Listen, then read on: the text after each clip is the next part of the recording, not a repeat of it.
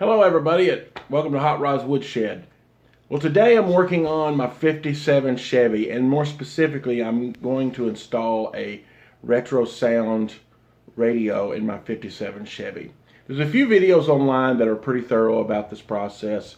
It takes time to get it in, but I wanted to address the parts of it that make it specific to a 57 Chevy car. So I'm not going to go over the whole video of the whole installation process in the video. I just want to touch on a few subjects that will help you if you're installing this in a 57 Chevy car. So here we go. So here's my radio, and I've got the Hermosa Retrosound. So here are the things that are sort of specific to it. The first thing that was the most interesting thing was getting the knob shaft, the depth of it set correctly.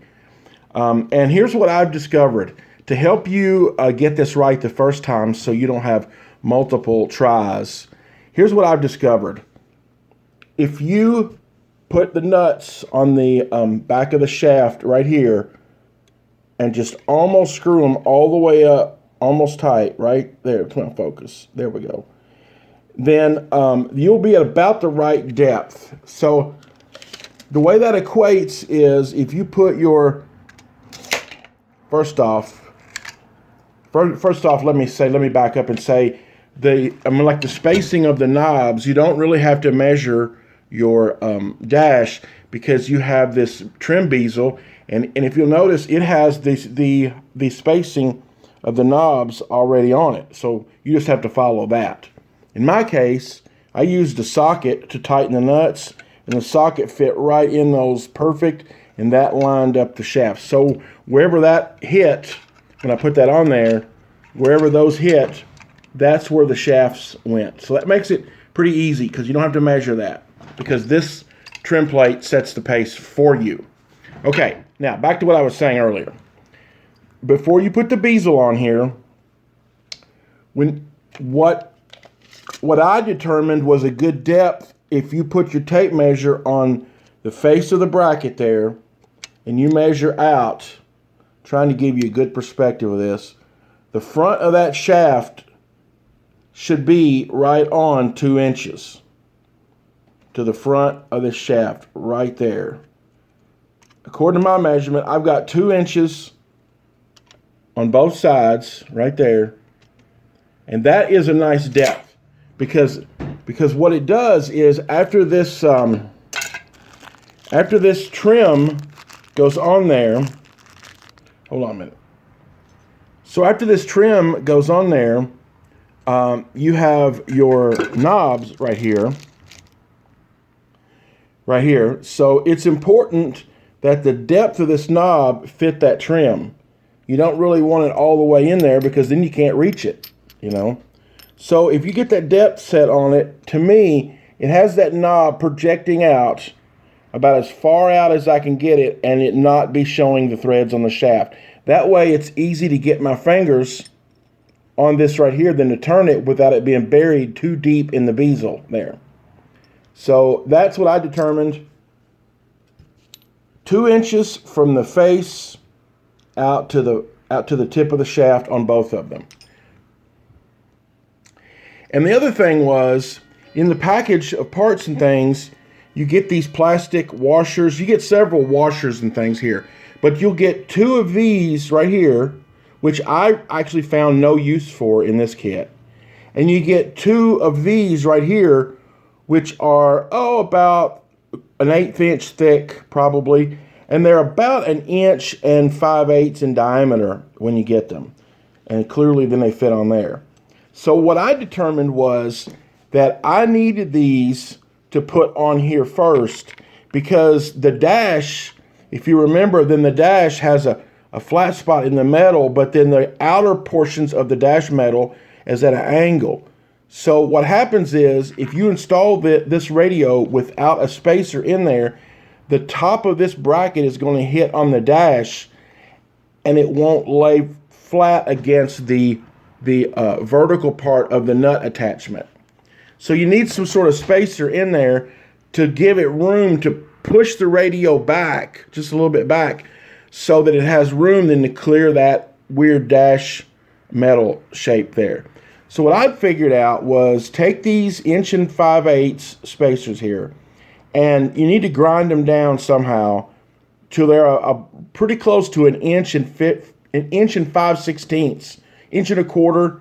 I wouldn't go much below 1 1/4 inches. And I'll give you a little tip how I did that. So I just took a bolt here, found like a 3/8 bolt,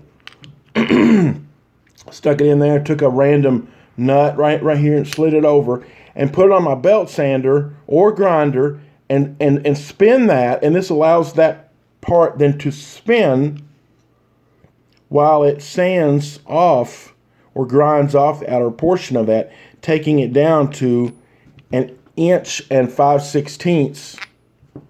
You want the finished diameter about 1 inch and 5/16 so that it's small enough to fit up in that dash.